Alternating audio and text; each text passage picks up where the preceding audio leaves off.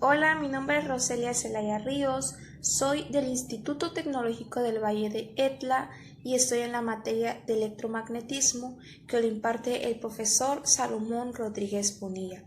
El trabajo de hoy será exponer unas definiciones y sus respectivas fórmulas. Comenzamos. El primer tema que hay que exponer es la corriente eléctrica. De forma general, la corriente eléctrica es el flujo neto de carga eléctrica que circula de forma ordenada por un medio material conductor. Dicho medio material puede ser sólido, líquido o gaseoso, y las cargas son transportadas por el movimiento de los electrones o iones. De manera más concreta, los sólidos se mueven los electrones, en los líquidos los iones y en los gases los iones o electrones. Y por aquí les va a aparecer la fórmula. El siguiente tema a exponer es el vector de densidad de corriente. Densidad de corriente eléctrica. El vector definido en cada punto de un conductor cuyo módulo es la intensidad para cada unidad de la superficie a través de una superficie normal a la velocidad en ese punto, y su sentido es de la intensidad a través de esa superficie. Su unidad es el amperio por metro cuadrado. El siguiente tema a exponer es ley de Ohm. Se define como la oposición a la que fluye la carga eléctrica. Georg Simon Ohm en 1826 él descubrió que para un resistor dado a una temperatura particular, la corriente es directamente proporcional al voltaje aplicado. La ley de Ohm permite definir la resistencia R y descubrir las siguientes fórmulas de la ley. El siguiente tema a exponer es fuerza electromotriz.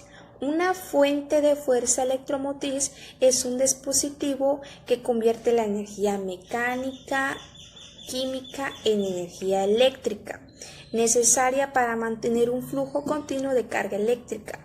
Una función de fuente FEM en un circuito eléctrico es similar a la de una bomba de agua para mantener continuo el agua a través de una tubería. El siguiente tema a exponer es diferencia de potencial. La diferencia de potencial ocurre entre dos cargas cuando una se encuentra en un mayor potencial eléctrico que la otra.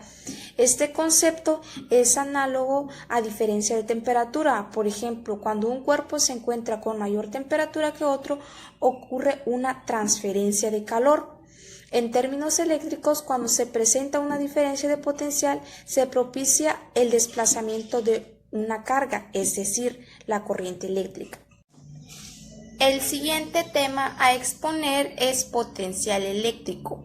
El potencial eléctrico es un punto del espacio en una magnitud escalar que nos permite obtener una medida de campo eléctrico en dicho punto a través de la energía potencial electrostática que adquiriría una carga si la situamos en ese punto.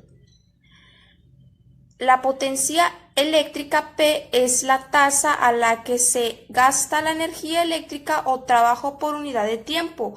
Su fórmula es la siguiente.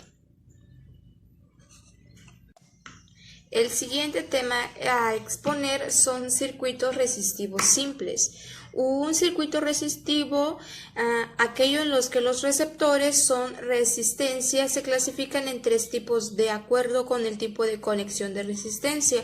Uno de ellos es el circuito en serie, son aquellos en los que las resistencias se colocan una detrás de la otra, formando que el final de cada resistencia se conecte con el principio de la siguiente.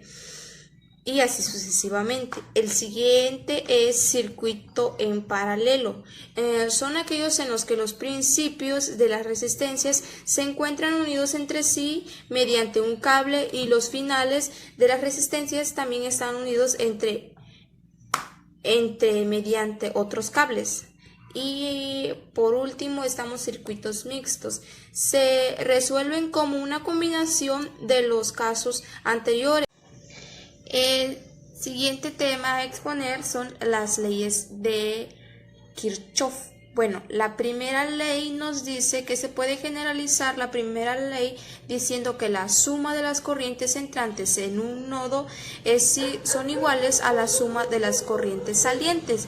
Si se le asigna signos positivos y negativos a las corrientes del circuito, positivos las corrientes que entran y negativos las corrientes que salen, entonces la sumatoria de las corrientes que convergen en un nodo es igual a 0.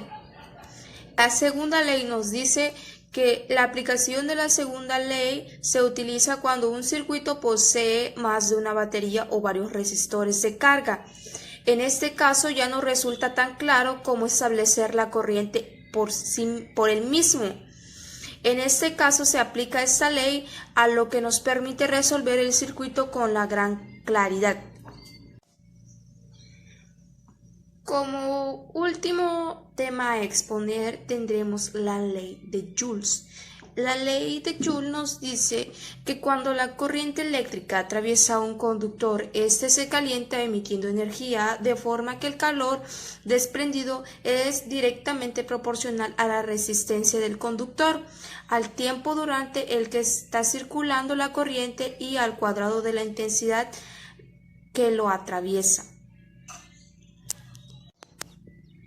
Como conclusión, puedo decir que haber aprendido todos estos subtemas y sus respectivas fórmulas nos ayudará en un futuro a poder resolver ejercicios planteados por un docente. Gracias.